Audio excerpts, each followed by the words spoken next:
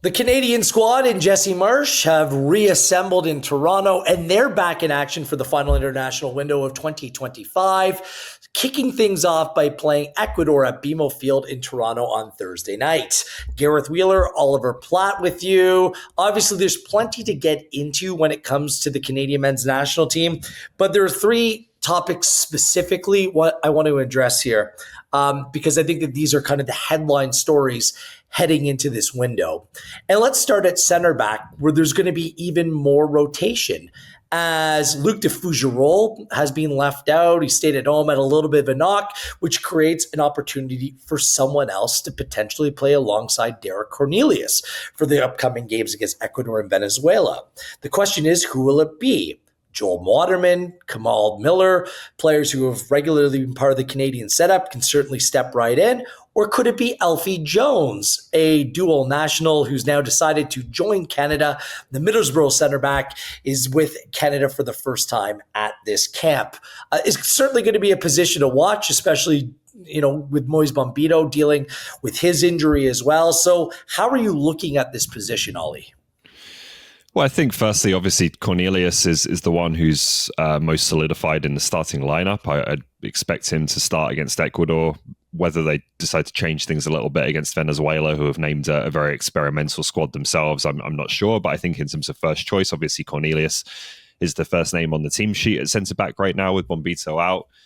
I see Kamal Miller as a deputy to Cornelius, obviously both being left-footers. So to me, it's Waterman or it's Jones against Ecuador, and I'd be tempted to throw Alfie Jones in and see what you have. Because again, I just think that game next week against Venezuela probably won't tell you as much about the quality of a player or his ability to come into this group and make an impact and play against World Cup type opponents. I just don't think you're going to get that level of opposition really next week against the Venezuela squad with 5 players who have 20 caps or more. So you got to kind of find out, I think, sooner rather than later in this Ecuador game. And for me, you know what you have with Joel Waterman. I think he's a very solid, dependable player in this squad who I'd expect to be on the World Cup roster. But Jones is someone who could come in and make a little bit of an impact. And I think he's playing at a good level for his club, playing week in, week out for his club. So he's fully fit. And you want to see if the worst happens and one of Cornelius or Bombito aren't available for a World Cup game, if he's a realistic prospect to potentially start and to maintain the level as much as possible. So I'd put him straight in alongside Cornelius against Ecuador. I can absolutely see the logic in that as well. I think that Waterman might be the favorite to start that game, but certainly seeing Jones on the field makes a whole lot of sense, because I think that we both rate the player. And I know that in previous segments I've come across as a little bit pessimistic, because playing this brand of football under Jesse Marsh isn't for every player. It just isn't. And I want to see if he can actually play this very aggressive, somewhat chaotic style of football at times, which suits a lot of players in this Canadian side, but does it suit Alfie Jones? And really, there's only one way to find out. And I think you're right, Oliver Platt. The bigger, better test will be against Ecuador in the first game. The second topic I want to address is the goalkeeping situation, because it's been well publicized and it's well known that Jesse Marsh hasn't settled on a number one. Between Max Crepeau and Dane Sinclair, it seems like it's still an open competition between the two. Even to the point in the last window when James Pantemis was in camp, that Marsh went out of his way to say that, no, I got my 1 and my 2, or my 1A, my 1B, and Pantemis is very clearly the third goalkeeper. But Owen Goodman has come into camp. This is a player that was available to represent both England, Nigeria. He's chosen Canada. He's playing for Huddersfield on loan from Crystal Palace in League One. I've said it about this goalkeeper before. I watched him last year pick up 25 clean sheets with Wimbledon, helped them through the promotional, the playoffs towards promotion as well, and helped them along the way there. He's 6'3". I think he's a really good profile as well. Does Goodman, where he is at his career at present time, does he have enough to change the goalkeeping conversation where there's 1A and 1B to potentially adding a 1C to the equation? I don't think so personally, and I don't think it's necessarily so much about him as it is about the circumstances. Like, I'm not against the idea that if this player comes into camp and you're like, wow, he's clearly our best goalkeeper. Okay, maybe you've got a decision to make, and I don't think the door should be closed, and you should just stick to Crepeau and Sinclair no matter what. I'm just not sure that's going to be the case. As much as I think he is talented, and I think he's a potential future Canada number one, he is still a player. You know, his highest level he's played at is League One, where he's played 7 games, right? So is he a cut above what you already have? I'm not sure at this point, as much as I think he has potential. But again, for me, it's more about the practicalities. Like, I think going into the March window, you need to have named your number one. Those are the last 2 games before you're essentially going into a World Cup camp and selecting your squads for the World Cup. And they're also the games where you're going to get back Bombito, Johnston, Davies, theoretically, to play in front of what should be your starting goalkeeper for the World Cup. Does Goodman have time, with 1 camp, 2 games where he may not even play, and a few months of club football to really make a case that he's that guy? I personally don't think so. I think he'd have to do something pretty out of the ordinary for that to be the case. So I don't think it's going to change it. I do think this is a player who is a great get for Canada, and it did not seem clear that they could get him a few months ago. And looking beyond the World Cup absolutely comes into that picture. What was up with that? Like, Jesse Marsh, like, what was it, just a month and a bit ago, said that there's no way that this player can play. Then all of a sudden he comes in.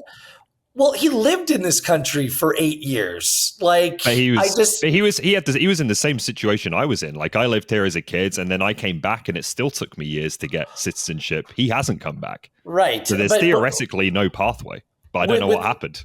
With all due respect to the Platt clan, like, I understand. If you're Owen Goodwin, there's probably some doors that are more easily open for you when you can potentially represent Canada at the World Cup. I think it's kind of goes back to the conversation we just had about Alfie Jones. You have to see him play. He's got to play this window. He has to.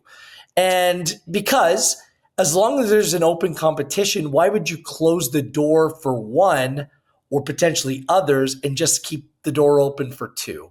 And I don't necessarily think that Marsh has gone about the best way in terms of letting players down lightly, because it's been very too late. I feel like he's kind of leading the witness to a certain degree in terms of like pumping their tires and just certain players that are going to be on the outside looking in. Then inevitably you're going to have to drop that player at some point. Like, he waxed poetic, and Jesse Marsh, that is, about Jonathan Osorio before the Colombia game, and he was part of the press conference. He didn't even play in the game. So you can tell me how great a player is, but you need to actually go in and play them. And I think with Sinclair, the MLS goalkeeper of the year, and Crepeau, a really good guy in his own right, he just doesn't want to unsettle either one of them. But you're the national team head coach. You're going to have to. Someone is inevitably going to be disappointed. And at this point, I think you just need to play the best player available, this is not an easy decision. Because Sinclair, although MLS goalkeeper of the year is quite the title, quite the reward, and we're really proud of him for winning that. When he plays for the national team, there's a reason why he's still competing against a player who's been the number 2 at his respective MLS club. Because for whatever reason, it just entirely hasn't looked convincing. And I think that Goodman, whenever I see the player play, and yeah, he's prone to the mistake. He was sent off a few months ago, which cost him a bunch of games in the first team, but now he's back in the first team at Huddersfield after picking up 4 clean sheets in his first 5 games. Every time I see him play, I'm like, he looks like the real deal. He might only be 21. He might be younger or have less experience, but he looks the real deal. And I think he could, I think he could be the preferable solution for Canada come next summer. But again, Oliver, you need to see him play, and you have to see him play this window. I'm sorry. Yeah, look, I wouldn't necessarily be against that. I'm just not sure it's going to happen. And I think my big kind of hold up with putting him in would be beyond what the talent is. And again, I do think he's a talented goalkeeper. Again, the first opportunity he would potentially get to play in front of what could at least be 50%, if not 75% of Canada's starting backline at the World Cup would be in March, 2 games before they go into World Cup camp. Not just about ability, right? It's communication, it's relationships. I just don't know if you can take that risk with a young player like this. I think that international teams deal with this all the time. There are players that step in or are called up to the national team, and they're running a good, they're on a good run of form, or something happens where they're the preferred player.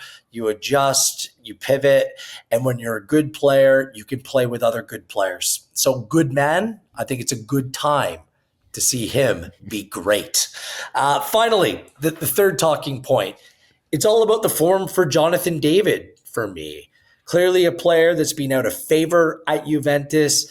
His form has been a little bit patchy as well. He's missed some chances, although it's very difficult on a player when you're not getting the minutes to perform in whatever limited time is presented to you. But could there be a knock-on effect to his national team form? Or could it be the case where David just feels reinvigorated coming into Canada camp and he picks up essentially where he left off? Yeah, I mean, sometimes these things can go either way, right? But I do think I think this is the biggest question around the team right now. And I think if there is any kind of knock-on effects from a lack of 4 more minutes with Juventus to the national team, which there could be, it's a huge problem for Canada. Like, they have been heavily reliant on Jonathan David from an attacking point of view throughout Jesse Marsch's time in charge. He's performed exceptionally well. But when Jonathan David doesn't have a goal or an assist in a game under Jesse Marsch, Canada has scored 2 goals in 12 games. Cornelius' free kick against Wales, so a direct free kick, and Saliba off another set piece against Curacao. Like, when he's not going and when he's not producing goal contributions on a regular basis, this team struggles to score. So we know there's still work to be done in that regard in terms of the attacking play of this team, the variety, the quality and possession in the final third at times. But you need this player to be on top form, or else I think you've got a real issue, and very limited time to solve it. So we'll see what it looks like, obviously, in this window. But this is one where you're going to, again, as we've talked about, have to wait and see how it goes under a new coach at Juventus over the coming months. We're completely aligned on that. I also wonder how much David's role with Canada could be affecting his role with Juventus and vice versa. He's playing a very different position. I've been vocal about this. I prefer Jonathan David leading the line. That's where he plays for club football. But for Canada, he's just dropping so deep, playing a different role. There might be a little bit of an absence of continuity there, just in terms of the way the player is being asked to play. And I just wonder if there's a knock-on effect. Could mean good things coming to this window, Ollie. Like, I mean, he's still the main man, to your point, for Canada, and he has to be. And sometimes we've seen this across world football, where a player that might not be lighting it up or getting the opportunities for his club team comes into a national team camp and really finds his sea legs again. And that could be the case this time around. And that has to be the hope for Marsch. Whether it's this camp or beyond, if his situation is, if his context doesn't change to a great degree come next spring, then I think that they're going to have to find the compromise, or find the way, that might be the better way of putting it, in order to get the best out of Jonathan David each and every time he wears Canada red. Maybe he's fresh. Maybe it's a weight off his shoulders to come into Canada camp and play with teammates that he knows and trusts and is very comfortable and familiar with. I'd rather he was playing club football week in, week out than the alternative, though, right? And I think for any player, that's a better position to be in, certainly going into a World Cup. So we'll see. But I think as Jonathan David goes, this team goes, and I think that will continue to be the case. You can watch Canada, Ecuador, the first of 2 this international window. Thursday night pre-match begins at 7 p.m. on One Soccer. And Ollie, myself, and Jordan Wilson will be down at BMO Field, preferably without snow this time around. Keep it locked to all of our content. Hit the subscribe, hit the like button to keep up to date on the latest and greatest from One Soccer.